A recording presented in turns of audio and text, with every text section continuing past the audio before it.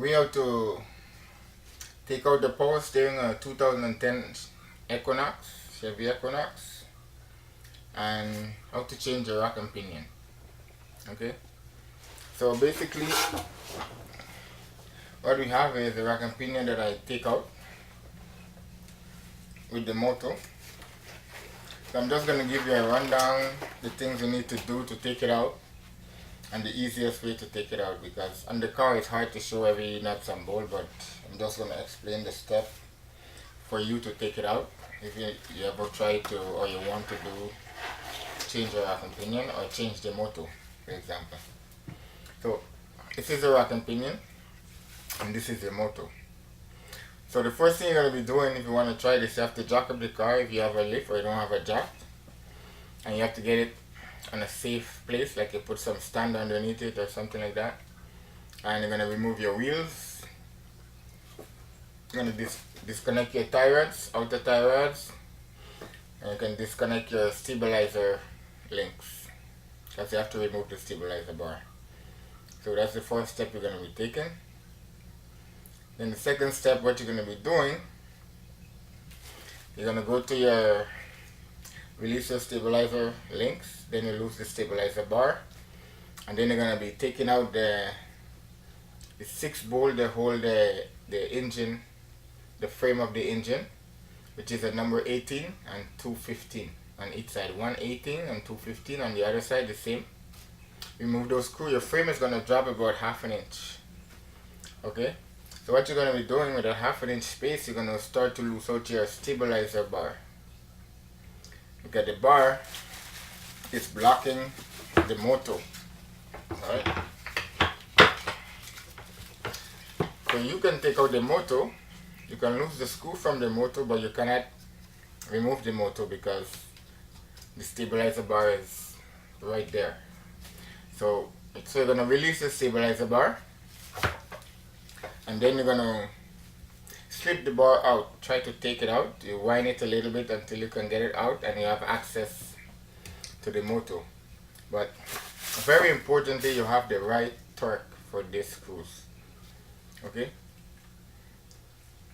you don't want to strip it, because if you strip it, then it could take you a long time to get a screw out. So you need to use the right torque, and you need to know the amount of force that you're putting on this screw, because you don't want to damage the thread, because you're going to be in a mess.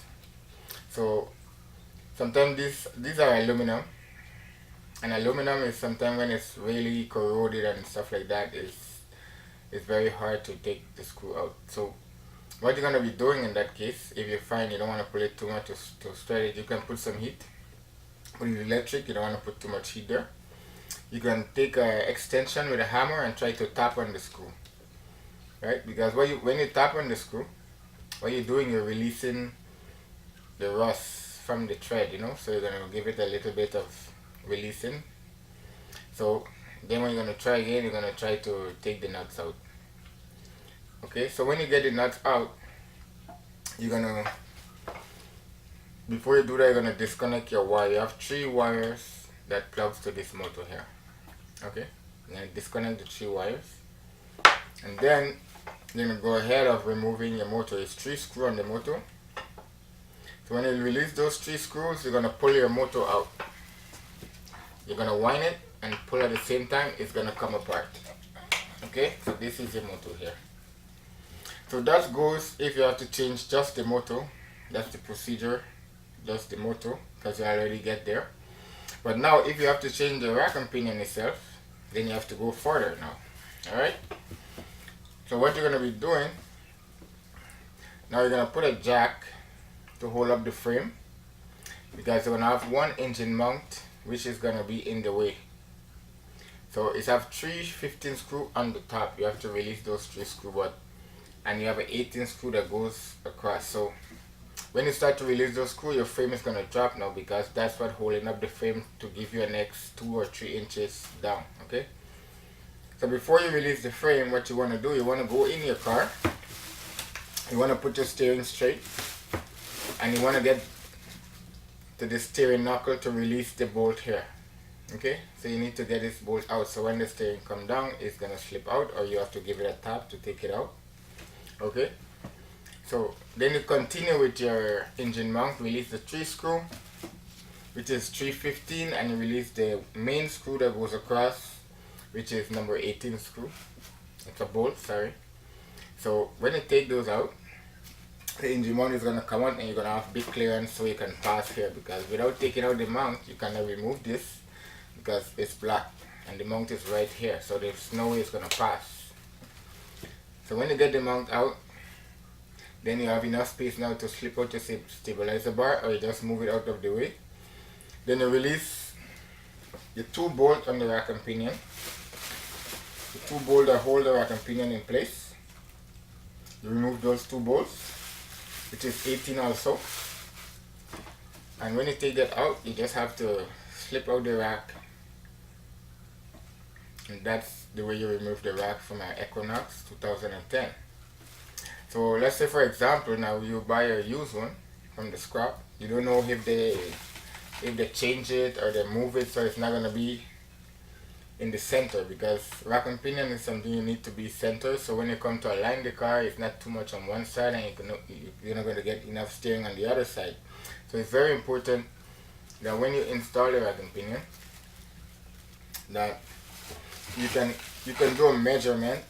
For me, what I do, I just measure, I get a measurement and I measure from the end of the boot to somewhere stationary on the rack and pinion, but not at the end because they have different adjustment. But here to here and the boot from here to here, you should get approximately the same length, so that you know that your rack and pinion is at least center. And sometimes when it's come from the shop, it's center. The rebuilder, they try to put it center, but still I double check it just in case it's moved a little bit in the process. Okay, so that's one trick that you can do to make your alignment straight. Okay, and everything else is reverse of what you do. Okay, and the next thing I do too, I use the wheel before I connect back the steering knuckle here. Alright, before I connect it to the rack and pinion, you make sure that the steering is straight in the car, and then you can measure back here from here to here, make sure it's good. Or what you can do in this sense, you can put the opposite wheel on. Okay, because you need this side, the left side wheel to be off, so you have access to the screw and access to put back the knuckle on there.